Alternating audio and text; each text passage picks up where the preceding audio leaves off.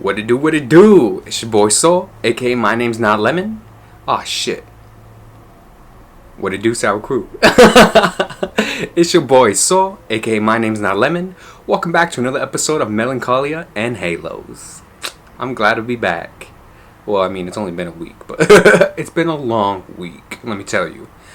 So if you're watching the video portion of this, which I think all of my listeners are audio listeners, I'm in a new location. So if you hear more noises than usual, I apologize. I'm trying my best. So for today's episode, I was doing a lot of thinking, and I realized that I was playing more into the melancholia aspect of the show and not necessarily the halos. So I wanted to change things up a bit and relax, have a little fun.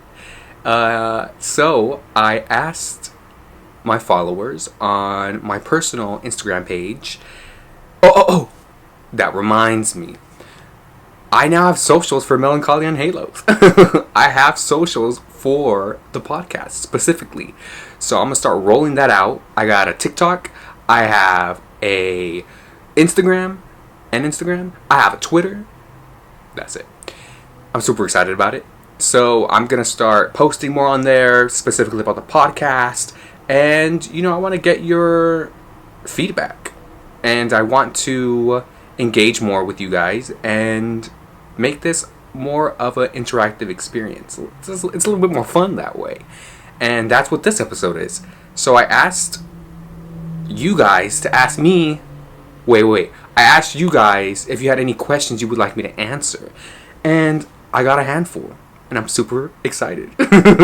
So these questions, of course, are a little racy. I feel like everybody's nosy. So that's what we're going to be doing today. And I'm super pumped about it. And you know what? I didn't even prep anything for this podcast. Nothing beforehand. Usually I do. Just these questions. So we're just going to jump right into it. And we're going to start asking these questions. Oh my gosh. Are you ready? Are you kinky? Question 1.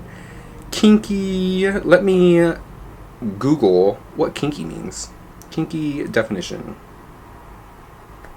Kinky. Involving or given an unusual sexual behavior. Involving kinks or twists. Oh, that's like hair.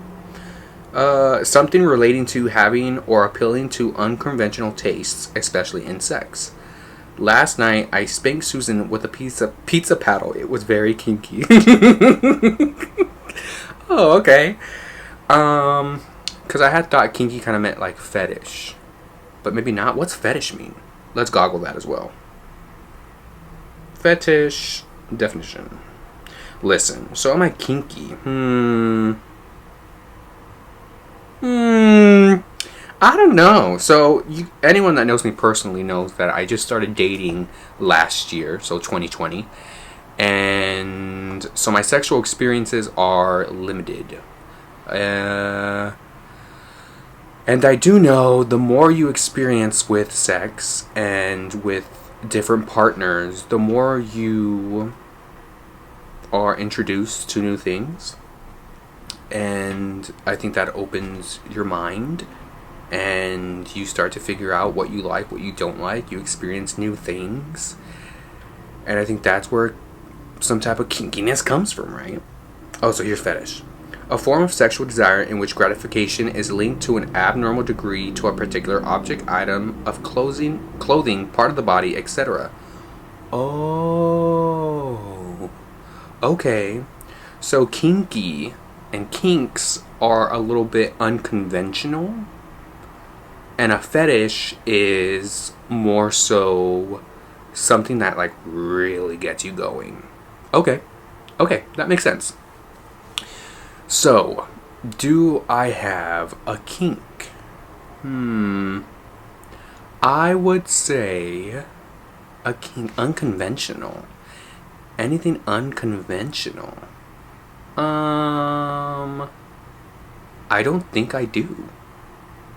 Am I boring? I do like playing around with like dominance and submissiveness, but it's not anything serious. Hold on, is there something on the lens? Sorry, you auto listeners, no? I think it's just reflection. Sorry about that. Sorry about that. I was a little I was a little close and personal there. It's all blowing on the lens. Ooh, kinky. Damn. Now I'm like really trying to think, but I don't know if my experiences have really. Well, my experiences have been very small. So no, I don't think I am. Dang, I thought I was gonna have a little spiciness to add to this. Damn. But if we're talking about fetishes, listen. Who wants to know? Sorry, I saw something on the ceiling and I was like really looking up at it. Like I thought that was something. Distracted me for a minute. That's what that pause was. Fetishes. Okay, so I know for a fact that the fetishes that I have now stem from when I was a young teenager, so 17, 18, and it stems from the friends that I had, and like really wanting their attention, things that related to them are now a fetish for me now. Definitely not. We're not getting into this though. You thought you were gonna hit me up in the DMs talking about, ooh baby, I like this too, ooh let's get together. I don't think so. If you that brave, you better hit those DMs yourself. You better ask those questions, because that's not a question that I have here today. Ooh, oh my gosh. Okay, would you rather have no knees or dicks for fingers? Now listen, this is an easy question. I would rather have dicks for fingers. Hello. If I had no knees, that would be like a lifelong, I don't want to say struggle, but it would be a lifelong, well, having dicks for fingers would be a struggle too.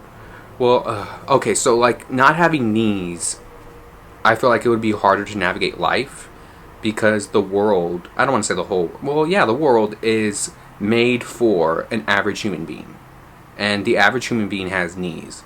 So therefore, if you do not have knees, then you're going to have a more difficult time getting around, and a lot of things will not be accessible for you. Now, if you had dicks for fingers, honey, come on, you know the society we live in. You can monetize the fuck out of that. And you know you can make millions and millions of dollars. And money cannot buy happiness, that's true, but money can make things a lot easier. If, I'm sorry, for whatever reason, one of my eyes is like super irritated. It's been irritated for 2 days. So if you see it kind of red, watering up, you hear me kind of sniffling a little bit, I apologize. But that's a no-brainer. Dicks for fingers. I mean, come on, like, you'll have, well, I'm a man. Well, men can not have penises as well. But I do have one, so then I would have 11 penises. My OnlyFans would blow up. It would blow up. I would be the best porn star. But at the same time, finding love would be extremely difficult, and you know it would.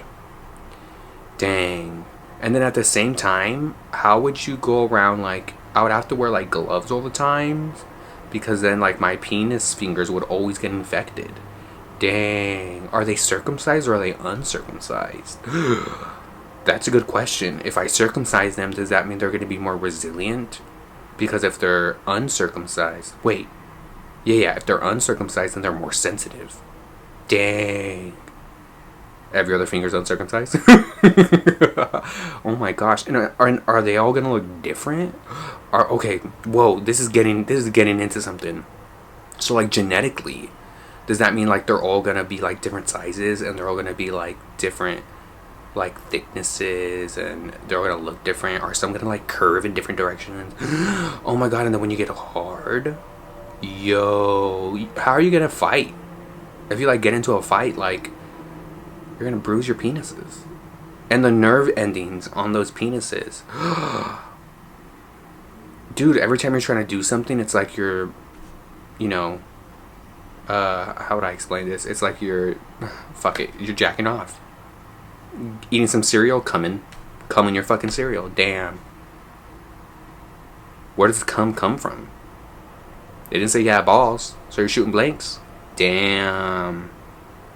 Damn.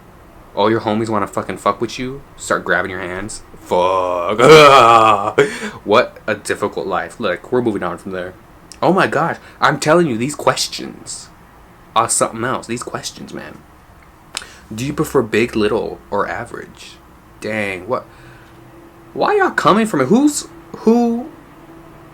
interested in me? Speak up. Come on. I know I'm a hoot and a holler. Alright, listen. In the gay community, from what I've experienced so far in my 2 years of dating, everything is really sexualized up front. So you're very honest and upfront from the jump, what you like, what your fetishes are, what your kinks are, what your size is, what you look like. You're sending nudes.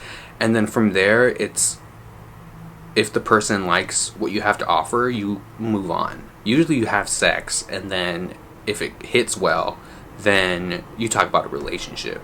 Where what I've heard from a lot of my other friends is, you go on dates, you get to know each other, and you kind of take it from there, and then sex comes a little bit afterwards. So if we're meeting on an app and we're sending nudes, I think it's so quick paced that you can be you want to know what? I don't like your body. I don't like your penis. I don't like what you have to offer. It's not doing it for me. I'm moving on. So I think in that sense, I would go probably not for a big one, only because I don't know if I would want to take a big pee-pee in my booty. Just to be honest. But if I'm meeting this person outside of an app, or even if we meet on an app and we're not doing the nudes thing and we're not being super sexual up front quickly, then if I fall for this person and they happen to have a small, average, or a big one, whatever it may be, I'm going to be for it because I'm for that person. Does that make sense? It doesn't matter what they have to offer because I want them, right? So that's my honest truth. But if I had to pick, it would probably be small. Moving on. Would you rather date an ugly guy with a small peen or a cute guy with a long schlong? Everything else in their lives are equal. Job, the way they care for you, personality, etc. And so if we're doing the scale system, which is stupid, but if we're doing the 1 to 10 scale, ugly would be a 1, and super attractive would be a 10. Now, this might come off as super fucking shallow, but I would choose the cute guy with the long schlong. Hear me out now, because I know you're whoa, you just said before that. I know what I said before. I know what I said before. I know me. I know what I want. But I've tried dating, I've tried the dating apps and stuff, and I will hit up and get a conversation going with anybody. I'm a conversationalist. I like to talk. I like to, to engage. And if you ever come across me on these dating apps, I want to have a conversation. People are you want to meet up? You want to hook up? Nope, no thank you, that's not for me. I want to talk. I'm looking for people to talk to. And if we vibe, then that's when I'm ooh, let's get a little hot and heavy over here. We vibing. You feel me? I'm that type of person. So, even though I'm that type of person, it's hard for me to imagine myself being with someone I'm unattractive to. In my life, personally, I have never felt like I've been attractive. I have I think a light form of body dysmorphia. So every time I look in the mirror, I see myself as a very large person in terms of weight. And if you look back at some of my old photos, I was a very skinny person. Standing at 5'8", I was anywhere from 140 pounds to 160 pounds. And I used to think I was very, very huge. And I used to be very, very insecure. And it wasn't until last year that I started to actually look in the mirror and see myself for how I actually was, and see my weight for how it actually is. And it was very mind-boggling for me. It's weird. And now I'm very, very comfortable with my weight, and I'm at like 176. And I think my normal weight that I should be at, like a healthy weight, is 160. So I am overweight, and you can see it. Like, I'm a scrawny person, and all my weight is on my torso. So I have a big old belly. Looks like I drink beer. I got boobies. I got like back fat, and then I have like fat on my face, right? But I can see that now. Before, I would either see myself as skinny when I was fat, and then when I was skinny, I would see myself as fat. Right? And then, of course, those terms are how I want to say relevant. They are how I see myself as overweight or underweight is different from how other people do, right? I'm going based off of my own body frame and structure. I'm a scrawny person. So my weight would be different from somebody else's weight. So I just want to clear that up before someone comes attacking me, like, you know. Sorry, I went off on a little tangent there. So I noticed that I give less attention to people that I'm not attractive to, and that makes me feel very, very bad and very, very guilty. Why can't I give the same amount of attention to someone I find attractive and then to someone I find less attractive? Now, my only real experience is dating apps, and that is very superficial. You're judging people based on their looks, based on their bios, based on the way they text, and that can be completely different from someone in real life. I have met up with a couple of people that I've met on apps, whether that be dating apps or friendship apps. And they look different in real life than they do in person. I mean, they look different in real life than they do in photos, right? And I feel like it's very problematic to... Dating apps are kind of shitty. They definitely need to be updated for the modern era. I think they definitely need to be incorporated with video formats, and they need to allow someone to express themselves in a more creative manner, you know, with GIFs or videos, being able to actually sit down and talk and answer questions, you know. Maybe that requires way too much data that an app can handle, but I feel like there's a company out there that has enough money to do so. Google. Invest in a dating app. Come on. Let us use your servers. So, because I've had experience talking with people that I maybe don't find as attractive, and even if conversation is going well, I'm very much afraid that if we were to ever do the deed, hook up, that I wouldn't be able to get hard. And not only is that extremely embarrassing for me, they can take that very, very wrong, right? They can internalize that, and it could really hurt them, and I'm not about to do that to somebody. So I'm going to be honest with myself with this question, and I'm going to say I would date the cute guy with a long schlong. And I'll just have to get used to it. Damn. Now, you like big booties or little booties? LOL. Listen, I am a booty man, so all booties are welcome into my life. You know, I got a flat ass. I ain't ashamed to say it. My shit flat. Talking about Plank from Ed, Edd n Eddy, man.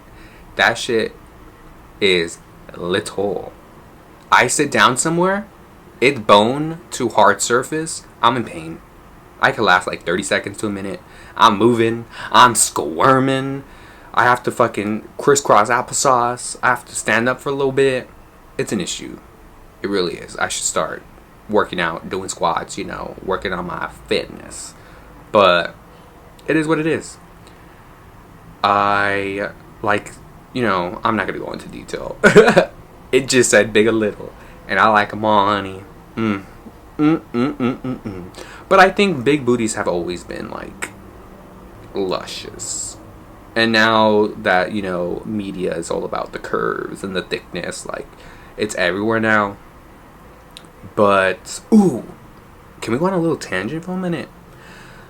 There are some people that I know that don't like big booties because they're insecure about their penis size. Isn't that interesting?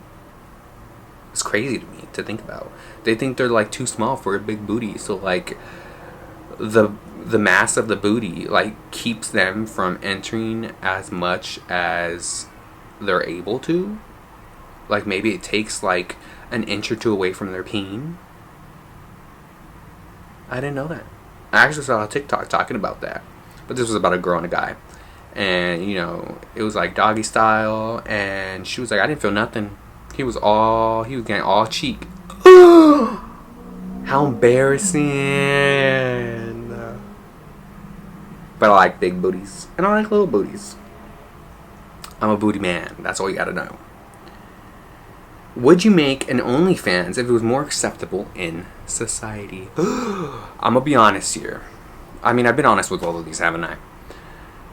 Yeah. I would have made an OnlyFans years ago. Probably like 2017. So, a little backstory.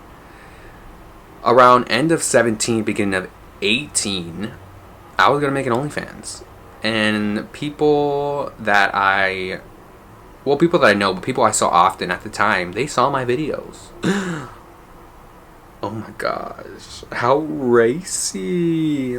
I was trying to figure out, like, was this a doable thing for me? Like, and I got the green light from my friends, and I was gonna do it. I had my videos ready. I have to delete those profiles, to be honest. I had my socials up. I had the OnlyFans ready to go. And the only reason why I didn't do it is because you have to do your own taxes. And I don't know how to do taxes. And I got really scared. I was like, what if I mess up and like I fuck up? Like, I'm not trying to fuck up with the IRS. You got me? Fucked up. Anybody that's watching that's not in America, the IRS is our tax, like it's our government that deals with taxes. Nope. You ain't coming for me. So I didn't do it. And then I ended up graduating from college in the summer of 2018 and realized that all the motivation I had to do this was from stress. I was really, really, really stressed out, and it caused me to place that stress into the creative aspect of OnlyFans. And I thought like I really wanted to do it, and it was for me. And in reality, it was just a buildup of stress, and that was my outlet for it. So I am really thankful that I didn't go through with it, because who knows how I would feel now. And to be honest, I don't think my family would be that fond of it. And what if I got like kicked out of the house or something? I don't know. But I think I could have been making bank. I really think I could. Personality with some good booty. Flat booty, but still good booty. Shit. My peen ain't nothing to laugh about either. I'll give it. Not to you though. But yeah, so if it was more acceptable in society, I think, well, if sex work was more acceptable in society in general, it would be a booming business. I really do believe that sex work is placed down because of how much money it would generate, and it would mean a lot of people in power, and companies would lose a lot of their hold on society and people in general. Because if people are able to make money using their bodies themselves, sex sells, you know what I mean? Sex is in everything. And it's just way too much power for the people.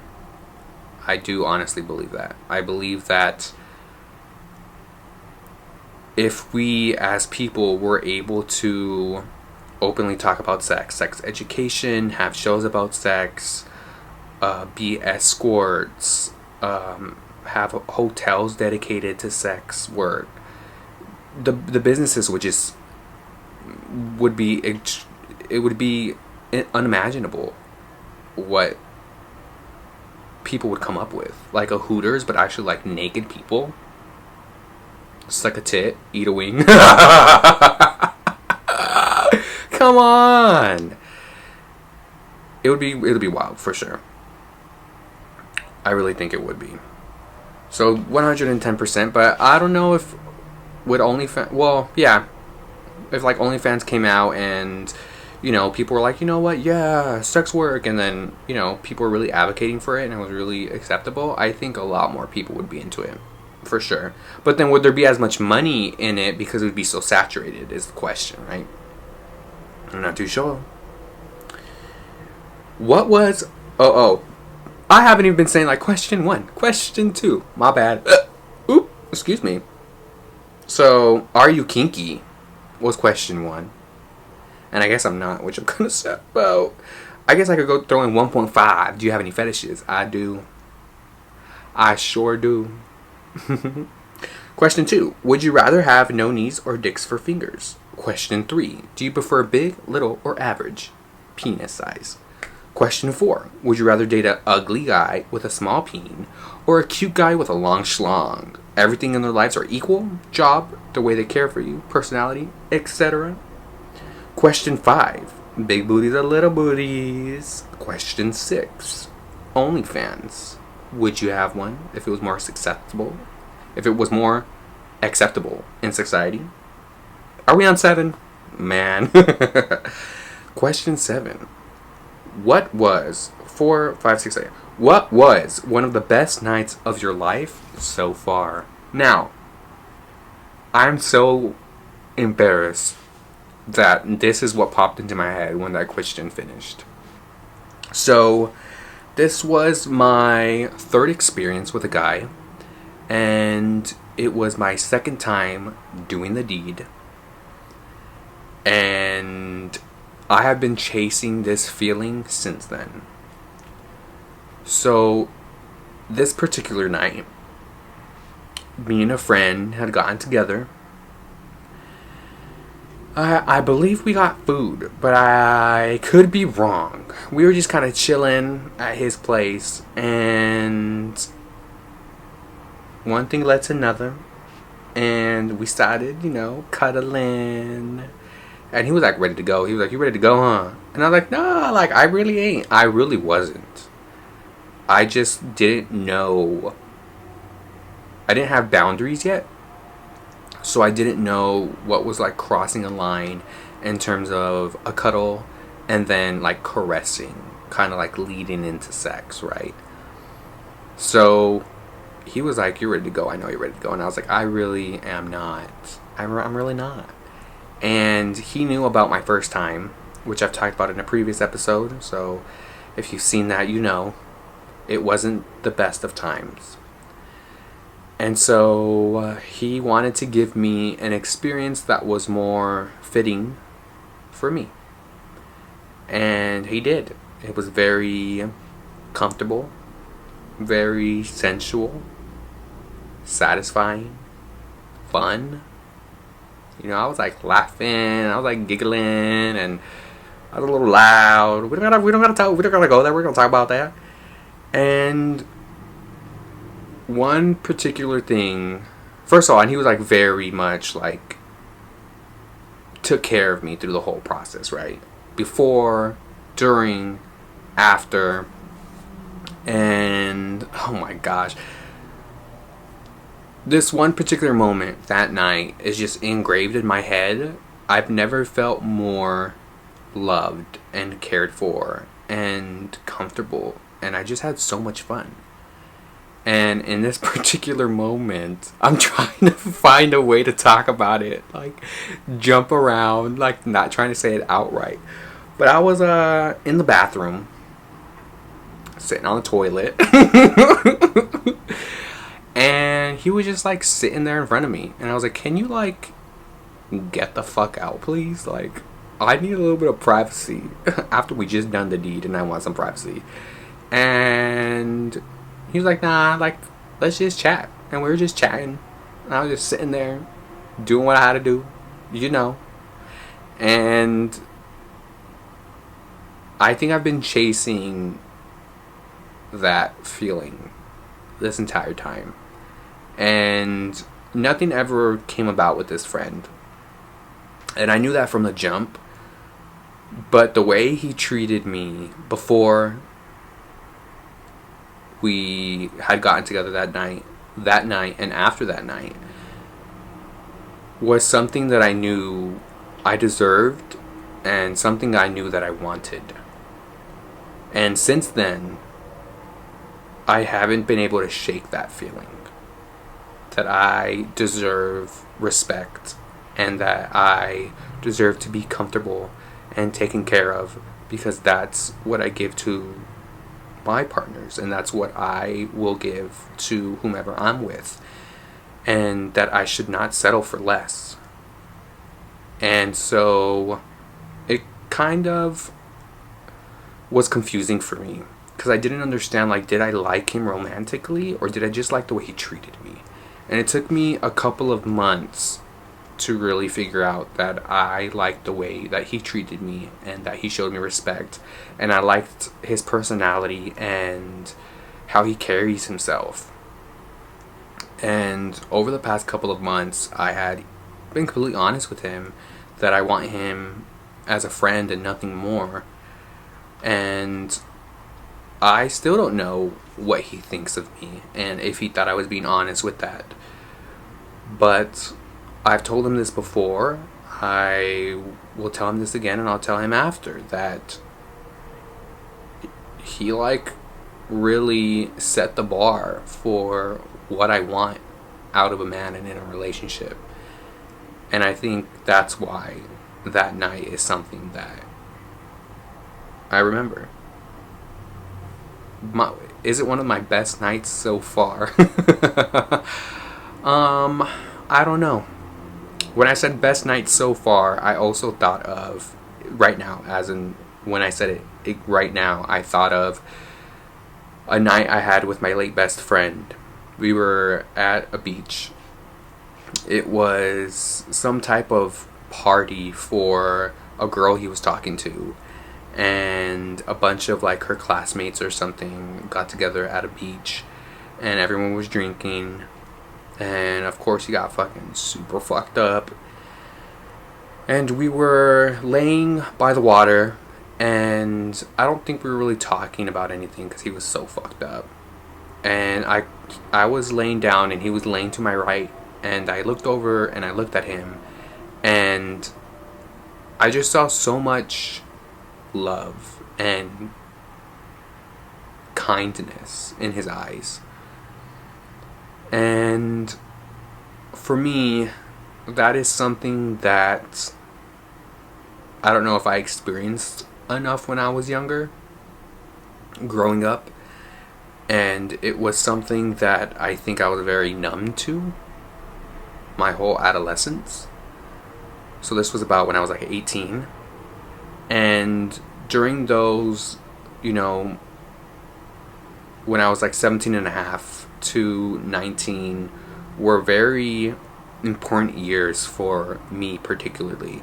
And it was because I was introduced to society and to people, because I lived a very isolated childhood.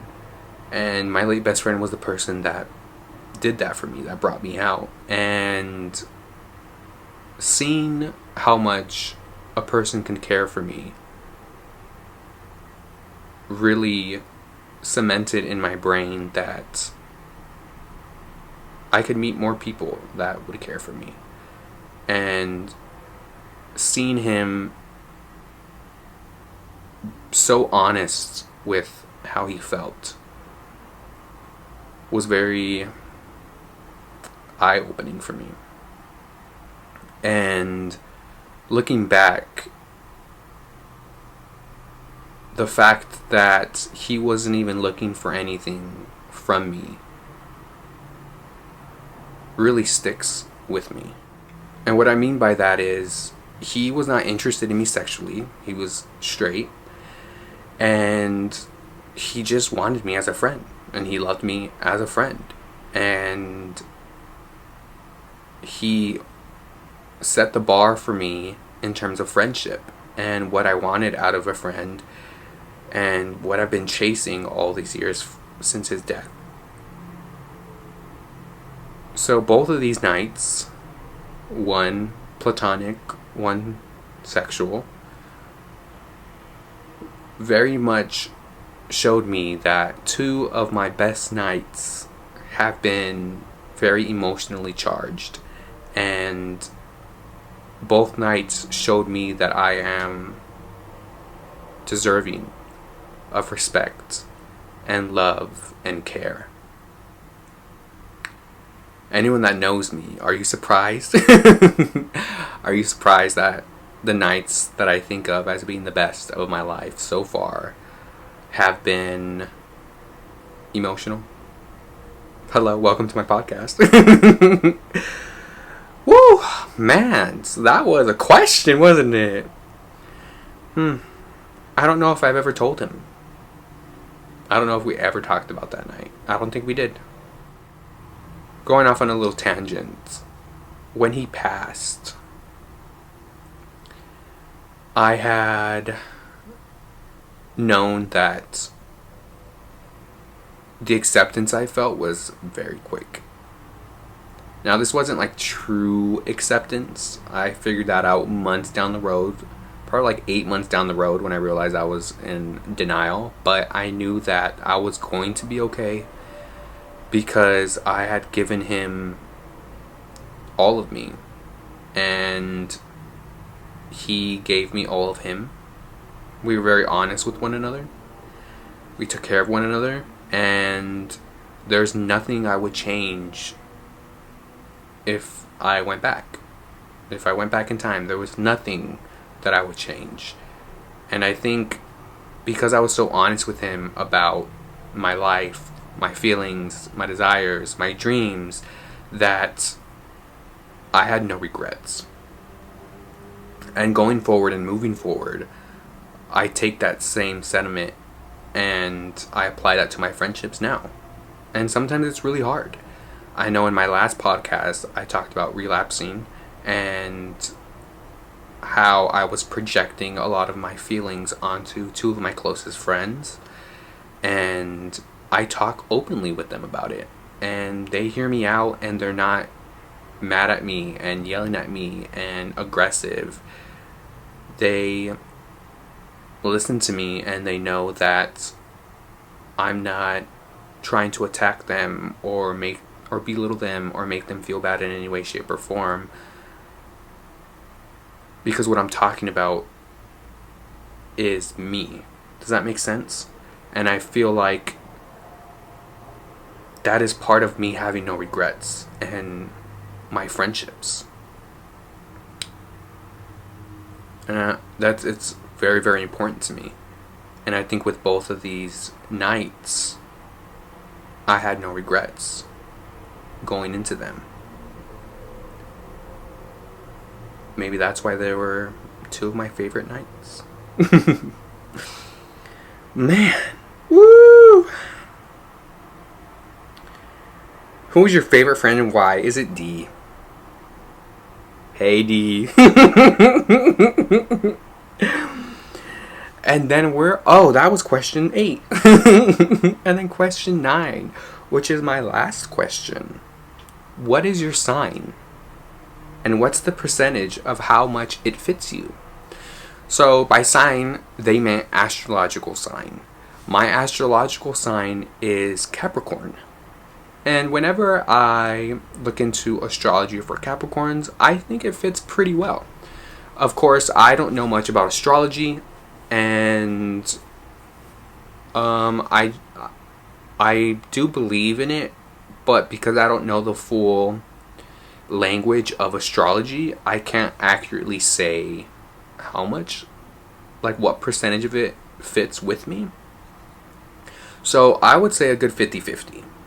Because of course I am skeptical Of course, I do check to see if it relates to my life and if it fits with me. I do believe that general astrology, if you want to play around with theories and have a little hypothesis, if we are souls and we need vessels to go about living in this plane of existence, and our souls are placed into these vessels, which are bodies, how are these bodies created? Is there a type of algorithm or language that goes about creating these vessels? I believe there is. Is that language astrology? Possibly. It's very fun to think about, for sure. So if you can break down astrology and understand the language of it, and if the stars and the planets and whatever else astrology talks about aligns in certain ways when a vessel is born or going to be created, that it creates a blueprint, a foundation for the being that you will encompass.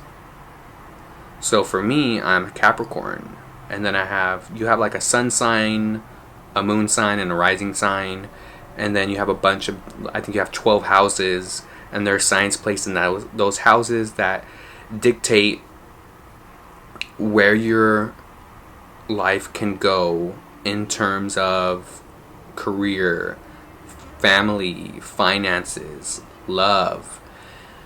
And I think it gives your body, your brain, a blueprint of how it's going to react to these categories of life. And your experiences play a big role in how you're going to operate. So basic astrology is never going to be able to tell you exactly how you're going to act and think, and how the universe, the energy of the universe, is going to guide you to these periods in your life, because it's only a blueprint, and the experiences you have and human free will navigate the rest, if that makes sense. But if you want to think about astrology as being the blueprint to human life, I think it's kind of fun. So that's why I say it's a 50-50, because it's a belief, just like religion. So you either believe it and you don't. And you know, it's like manifesting. With everything's energy, right? So if you want to manifest something, you try to make that energy come to you. If you believe in something, like religion, like astrology, then you're making that energy come to you, which perpetuates your beliefs. You're like, man, this is coming true. It must be true. But is it just a form of manifestation? I pray all the time. I feel like my prayers come true. So I believe in God. But is prayer just a form of manifestation? And you're manifesting that energy through prayer? Something to think about. So answer would be 50-50. Man. So those are all my questions. To the people that ask questions, I thank you a lot. I feel as though if I'm able to get a grasp on this podcast and be more open and trying to be a lot more descriptive for my audio listeners, of course, if I'm able to do all of that, then I think I'll get more interactions. I am a little disappointed that I didn't get as many questions as people viewed my story, so I'm not sure if people just didn't read it, if they just didn't have a question, if they just didn't want to interact. But it is a little disheartening to see someone you're close to view your shit and not interact. So I'm hoping that going forward I'm able to showcase myself for who I am and be more honest with people about how I operate and the type of person that I am, and stop hiding myself. I feel as though that I really have taken a couple steps back in terms of allowing my true personality to shine through. And I feel as though people have forgotten about me and that they just don't know who I am. And I wanted to, with this episode, show that. And I think this was a good little baby step into doing so. And I think as I do so, I'll get more interactions and more communications. And so what I've been doing is I've found that when I'm on social media and I see a post or a story of someone, I always kind of comment in my head, but never in person. And so I've been trying a lot more to comment on friends and tell them like how I'm feeling and interacting with them about their posts, and hopefully that I'm able to showcase who I am as a person, to let people know who I am, how I want to represent myself, how I want to come off, because it's not enough to think about it. It's not enough to know myself. I have to actually act on these thoughts, and I don't feel like I have been. So I know this podcast may be a little bit different from my previous ones. I hope you enjoyed it, and moving forward, please let me know if you feel as though I'm being honest with myself and if I'm showcasing myself as such. And I've had a couple of friends give me some pointers and tips on the podcast, and I really, really do appreciate that. Without that kind of feedback, I'm not able to grow. So thank you so much for letting me know and being honest with me. And I'm trying to be more descriptive with what I talk about. I've noticed that I have a really hard time doing so, and it makes the podcasts come off a little bland. So I hope I was able to do that with this episode. Okay, fine. What do you want to know? What fetish? I know I'm going to get that. I already know. I already know. I know. Let me see. It's kind of embarrassing. I think a fetish for me would probably be the small peen. I just like the way they look, and I like the fact that if I were able to take it up the booty, it wouldn't be that strenuous. Okay, bye. Thank you, Sour Crew, for coming to this podcast. Tune in next time. Oh, and I have socials now. Follow me at Melancholia N Haloes on Instagram, at Melancholia N Haloes on TikTok, at Melancholia NH on Twitter. And let's start interacting. Thank you guys. Later, Sour Crew.